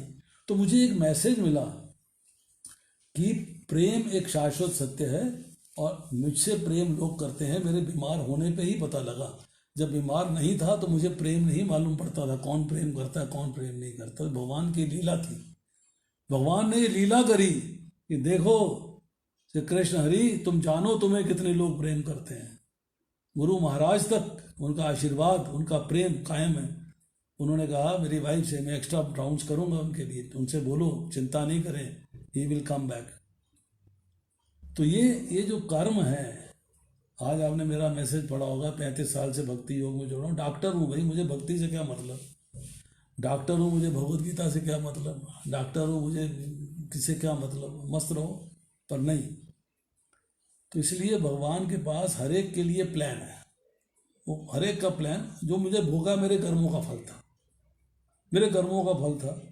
कोई मैंने पिछले जन्मों में पाप कर्म किए होंगे, उसका फल मुझे भोगना पड़ा, फल मुझे भोगना पड़ा। मेरे ब्रदर को 10 दिन के बाद कोरोना नेगेटिव हो गया, वो डिस्चार्ज हो गया। मैं 16 दिन पड़ा रहा, मेरा कोरोना नेगेटिव नहीं हुआ। 16वें दिन कोरोना नेगेटिव हुआ है, तब मुझे डिस्चार्ज किया उन्होंने। तो ये सब जो है कर्म मीमांसा है, कर्म को समझना, कर्म कैसा करना चाहिए और भगवत गीता समझनी है, तो उसके लिए किसी सीनियर डिवोटी की गाइडेंस चाहिए जो आपको भगवत गीता अच्छे तरीके से समझा सके, जो अच्छे तरीके से भगवत गीता पढ़ा सके। मैंने अभी 5 से 6 लेक्चर दिया था, 5 से 6 लेक्चर कर रहा हूँ मैं महीने में 2 बार, first Sunday and third Sunday. अगले हफ्ते फिर होगा। उसमें टीचिंग भगवत गीता है। अब आज मैंने इंट्रोडक्शन करी थी, अब मैं पहले श्लोक से लेकर 700 श्लोक तक 2 साल में कवर करूँगा अगर मैं जीवित रहा तो। पहले मैं निर्वाणा कंट्री में, चचरा प्रभु बैठे हैं, ये वहाँ आते रहे हैं, निर्वाणा कंट्री में मैंने 700 के 700 श्लोक भगवत गीता के किए हैं। 700 के 700 श्लोक, 5.5-6 साल लगे थे मेरे को। और भगवत गीता जब तक समझ में नहीं आएगी तब तक आप आगे बढ़ ही नहीं सकते, ये बात जान लीजिए। मुझसे कई बार लोग कहते हैं, मैं कहता हूँ 100 बार से ज़्यादा बार पढ़ चुका हूँ तो मुझे अभी समझ नहीं आती। जब भी लेक्चर देने आता हूँ, नोट्स लेके आता हूँ, साथ में अपने पढ़ के आता हूँ, उसके बिना नहीं, क्या उसके बिना बात नहीं बनती। One has to understand Bhagavad Gita in thorough, detail में पढ़नी पड़ेगी। चलिए, और कोई प्रश्न है किसी का? हरे कृष्ण प्रभु, धन्यवाद, प्रणाम प्रभु। कौन बोल रहे हैं? प्रभु रमा माधवी देवीदासी, गुड़गांव। अपना वीडियो ऑन करो ना प्रभु। हाँ जी माता जी, बोला है प्रभु। गुड़गांव में प्रभु आपको बहुत आपके दर्शन 31 सेक्टर से आपको सुनते आ रहे हैं जब आप आते थे। प्रभु, एक अभी आप आए हैं तो आपको देख के एकदम वो लगा कि आपसे ही पूछना चाहिए। एक कोट है प्रभु, तू करता वो है जो तू चाहता है, होता वो है जो मैं चाहता हूँ, तू वो करने लग जा जो मैं चाहता हूँ, होगा वो जो तू चाहता है।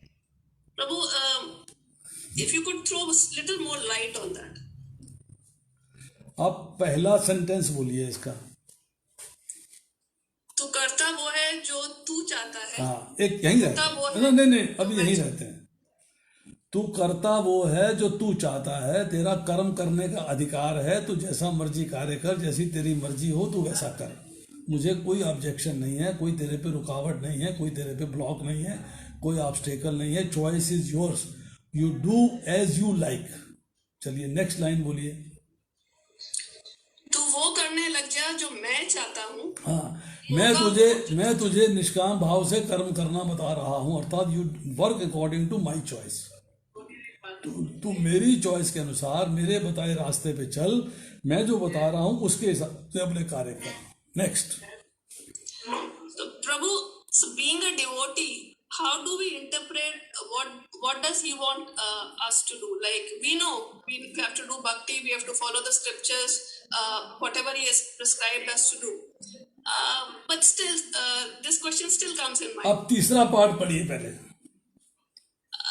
तू वो करने लग जा जो मैं चाहता हूँ, हाँ, होगा वो जो तू चाहता है। भगवान ने क्या कहा? हम क्या चाहते हैं? हम चाहते हैं मोक्ष, हम चाहते हैं हमको मोक्ष की प्राप्ति हो। This is our choice.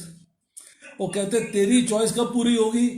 जब तू, मैं तेरे को कर्म करना बता रहा हूं, यदि तू इस भाव से कर्म करेगा तो कर्म के बंधन से मुक्त हो जाएगा। ये जो मैंने आज श्लोक किया 39वां नंबर आपको कोट किया है, ये आपकी जो ये कोट है इसको एक्सप्लेन करता है कि तेरे को कर्म के बंधन, तू चाहता क्या है, तू चाहता है कर्म बंधन से मुक्त हो जाऊं, तू चाहता है मैं मोक्ष को प्राप्त करूं। अरे मोक्ष कब प्राप्त होगा, जब मैं जो चाहता हूं वैसा कार्य करेगा तो। You work according to my choice. अब तुमने पूछा एज ए डिवोटी, वो क्वेश्चन करो एज ए डिवोटी जो तुमने किया था यस कि हमें क्या करना प्रभु, चाहिए। ये कि मतलब how do we interpret step wise like in day to day activities, देखिए what does he want from us? Yes मैं बताता हूँ। देखिए सबसे पहले तो मालूम होना चाहिए कि भगवान ने भगवत गीता में आदेश क्या दिए हैं। We must make a list of it कि भगवान ने आदेश क्या दिए हैं। भगवान ने एक, जैसे मैंने अभी कोट किया 3.31, भगवान कहते हैं कि जो लोग मेरे आदेश का, ध्यान से सुनिएगा, जो लोग मेरे आदेश का श्रद्धा पूर्वक और ईर्ष्या रहित होकर पालन करते हैं वे सकाम कर्म के बंधन से मुक्त हो जाते हैं। मतलब भगवान ने बार बार ये कहा है कि तुझे मेरे आदेश का पालन करना है। अगर तेरे को मोक्ष प्राप्ति चाहिए, अगर तेरे को कर्म के बंधन से मुक्त होना चाहिए, कर्मजम बुद्धि युक्ता ही फलम त्यक्त्वा मनीषिणा जन्म बंध विनुर्मुक्ता पदम गच्छन्ति अनामयम्। तू कर्म के बंधन से मुक्त कब होगा, जब तू कर्मों के फल का परित्याग कर देगा, मेरे को समर्पित कर देगा। ये जगह जगह भगवत गीता पढ़ेंगे तो हम पहले श्लोक के कोट्स निकालेंगे कि कौन कौन से श्लोक में भगवान ने मोक्ष की बात कही है। तो मोक्ष के लिए क्या बोला है भगवान ने, कैसे बोला है भगवान ने, मुझे जो है भगवान के लिए क्या करना चाहिए ताकि मुझे मोक्ष की प्राप्ति हो जाए, वो बात जो है मुझे देखनी है। भगवान ने जो है 15वें छठे अध्याय के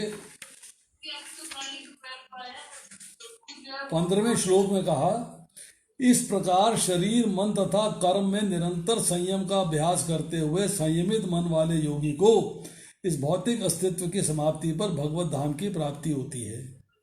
शरीर, मन और कर्म, इन तीनों में संयम होना चाहिए। तो वो संयम कैसे होगा, सीखना है। This you have to learn from seniors.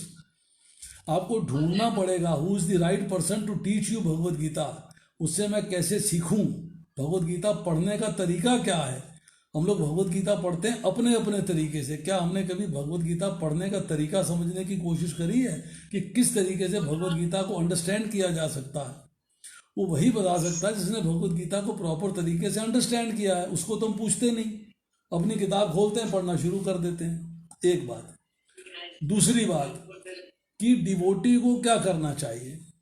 Devotee को करना चाहिए भगवान के आदेश का पालन, और आदेश क्या है उसे सीनियर से पूछना चाहिए कि ये आप बात कह रहे हैं, इसका आदेश का पालन कैसे होगा।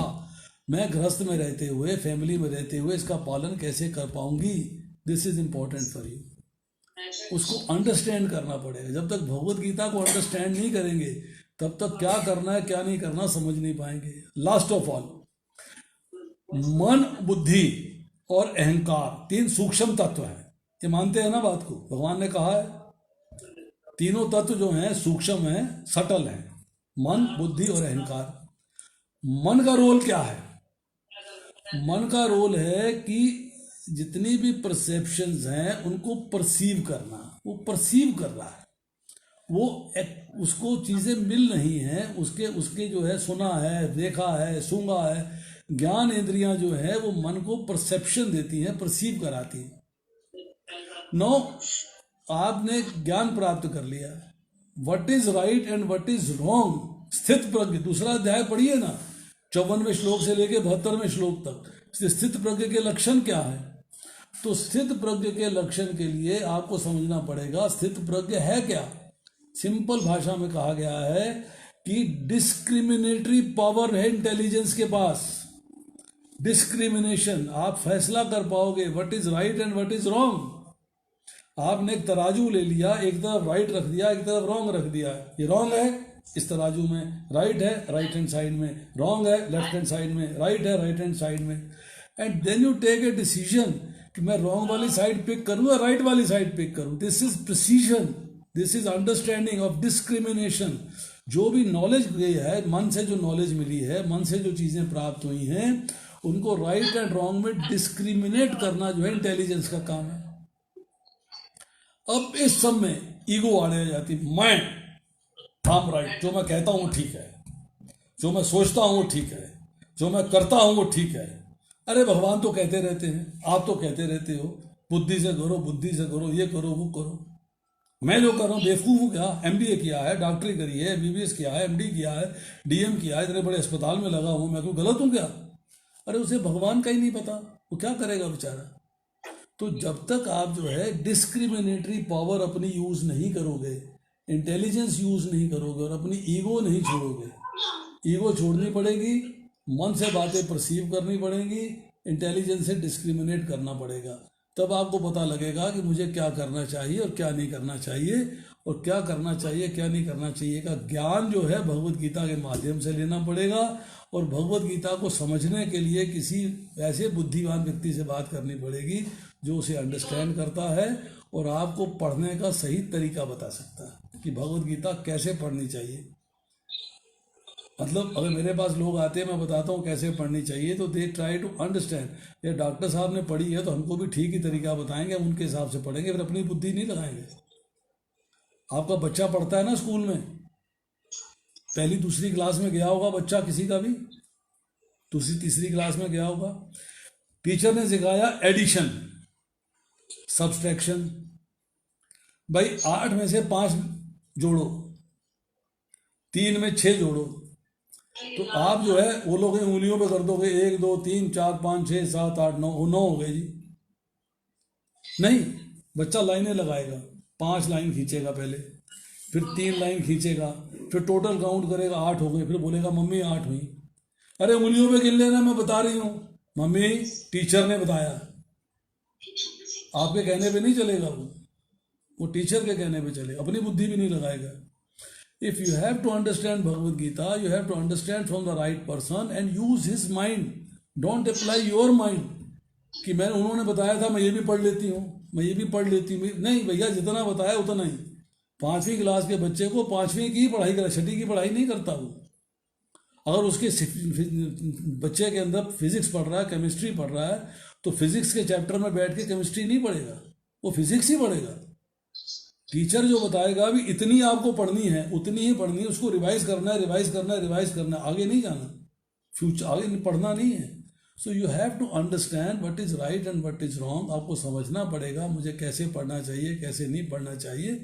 You have to be very clear in your mind. अभी तक हमारा जो है ना माइंड क्लियर नहीं है, वी आर कन्फ्यूज्ड। हमने प्रभुपाद को ठीक से पढ़ा ही नहीं। मेरे पास 100 कोट हैं प्रभुपाद के कि भागवतम पढ़ने से पहले भगवत गीता की मास्टरी होनी चाहिए, नहीं तो भागवतम नहीं पढ़नी, भगवत गीता नहीं आती, भागवतम नहीं आएगी। भगवत गीता इज ABCD ऑफ भक्ति की, भक्ति की शुरुआत है। और भागवतम जो है वो ग्रेजुएशन है, और चैतन्य चरितामृत पोस्ट ग्रेजुएशन है। हम लोग जो है अभी स्कूलिंग हुई नहीं और सीधा भगवत चैतन्य चरितामृत पढ़ने बैठ गए, स्कूलिंग हुई नहीं, ग्रेजुएशन पढ़ने बैठ गए।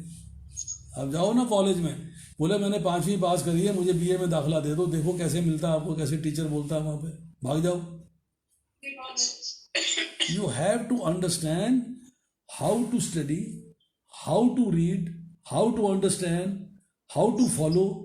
तब आपको जो है गृहस्थ आश्रम में रहते हुए पता लग जाएगा कि मुझे क्या करना चाहिए और क्या नहीं करना चाहिए, और कैसे करना चाहिए, कैसे नहीं करना चाहिए।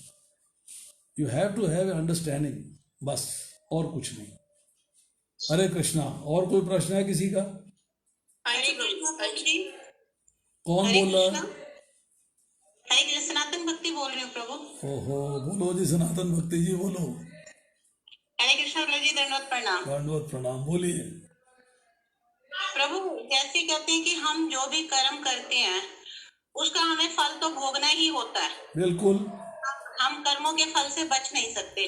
ठीक। लेकिन भगवत गीता में जैसे 18वें अध्याय के 66वें श्लोक में भगवान बोलते हैं कि सब धर्मों को छोड़कर मेरी शरण में आ जाओ, मैं तुम्हें सब पापों से मुक्त कर दूंगा।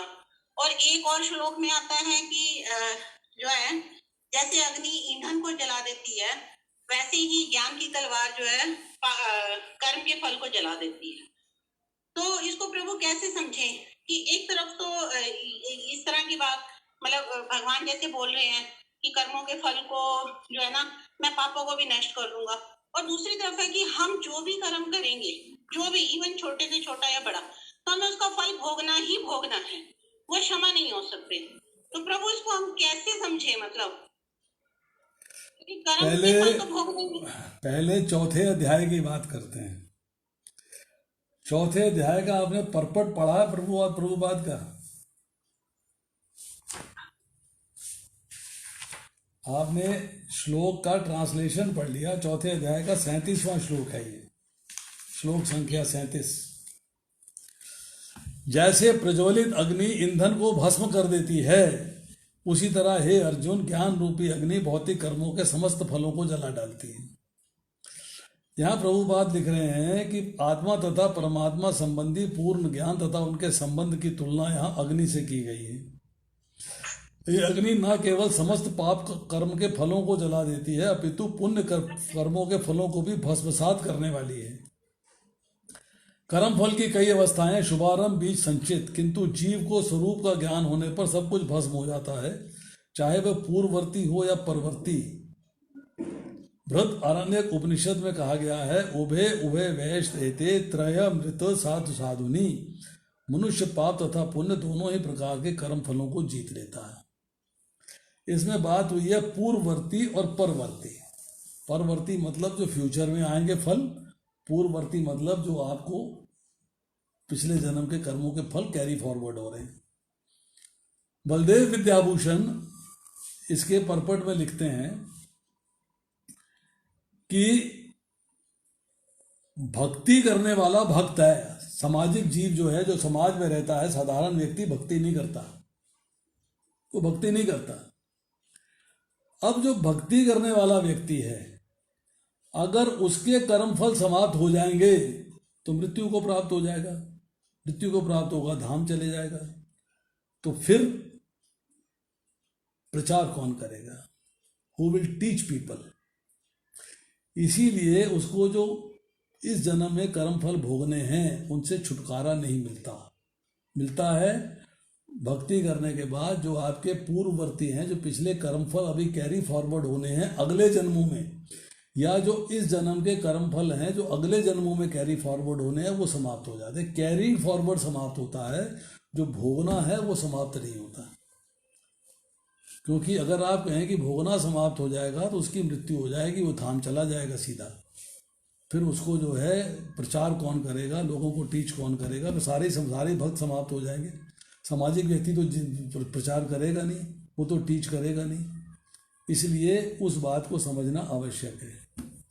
अब दूसरी बात तुमने कही, सर्वधर्मान प्रत्यजम मामेकम शरणम व्रजा अहम त्वं सर्व पापेभ्यो मोक्षयिष्यामि मा शुचा। यही श्लोक बोला ना।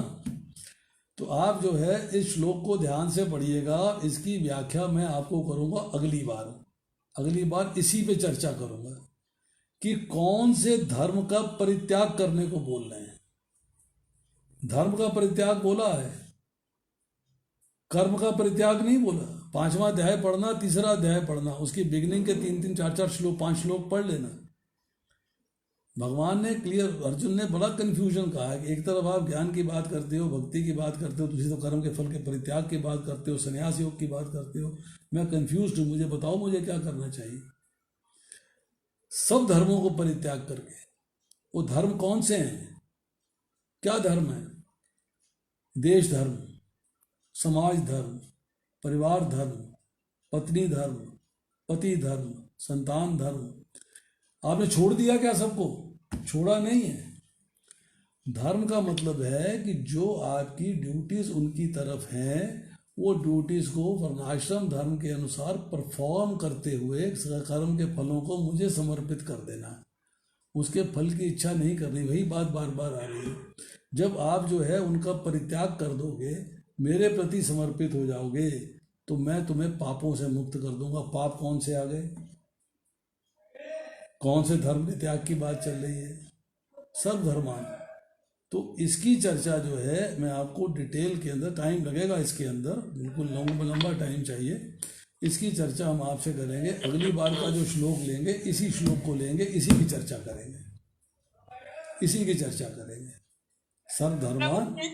जैसे अभी आपने बताया कि जो हमारे पूर्व में हमने जो कर्म करे वो हमारे प्रारब्ध बन गए, वो तो हमें फल भोगने हैं। तो लेकिन अब इस जन्म में अगर हम कुछ अपराध या पाप करते हैं या कुछ ऐसे विकर्म कर लेते हैं हम लोग, मतलब जिनका हमें फल भोगना हो, तो आप कह रहे हो कि वो कैरी फॉरवर्ड नहीं होंगे? अगर आप भक्ति में परफेक्ट हो तो। अच्छा, अगर आप भक्ति में परफेक्ट हो तो वो फल के बदले आपको शरीर धारण नहीं करना पड़ेगा। परफेक्शन चाहिए,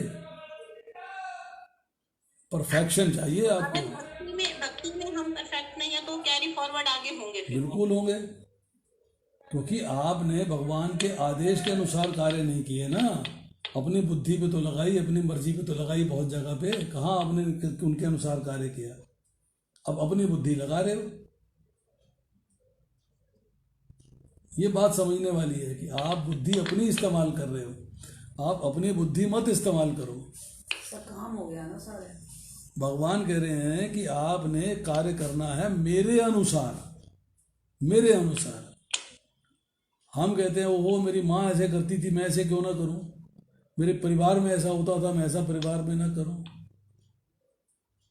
तो ये जो चीजें हैं ये भगवान ने जो संदेश दिया है, भगवान ने जो तरीका बताया है, भगवान ने जो बातें कही हैं वो हमको पूर्ण करनी है। वो हम पूर्ण नहीं कर पाते, इसीलिए कैरी फॉरवर्ड हो जाती है। समाप्त पाप फल किए आपने, पाप फल कर दिए। वाल्मीकि बने, उन्होंने पाप फल नहीं किए थे, व्याध थे, मारा करते थे पक्षियों को, जानवरों को। बट भक्ति में इतने सुदृढ़ हो गए कि शरीर में दीमक चढ़ गई। वाल्मीकि का अर्थ क्या होता है? वाल्मीकि का अर्थ होता है दीमक की बांबी। दीमक की बांबी को वाल्मीकि कहते हैं।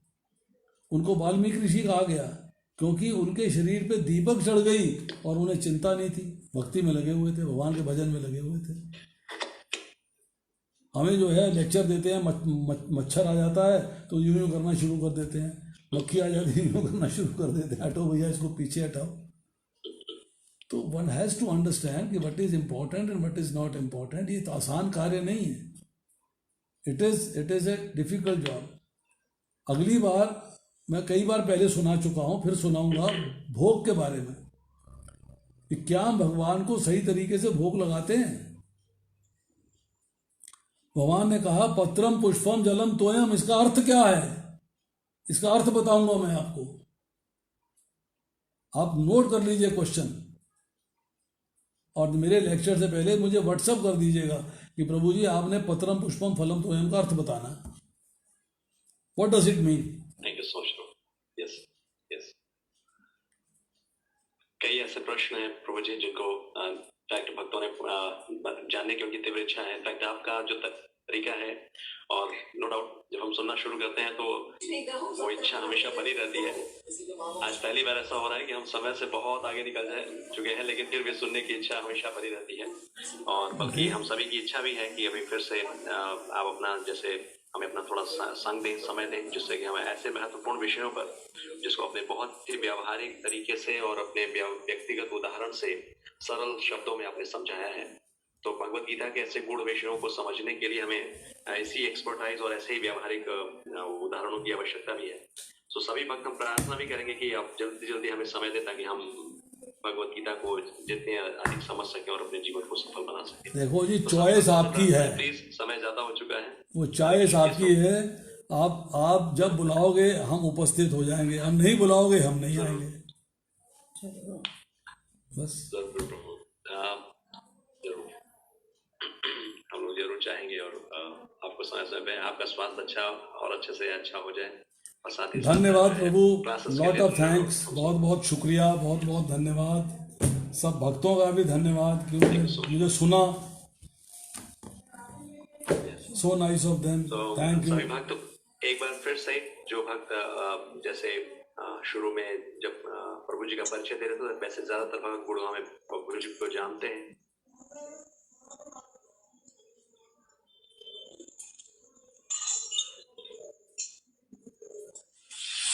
तो प्रभु जी ने बताया भी था बीच में कि by profession Prabhu ji doctor हैं और बहुत ही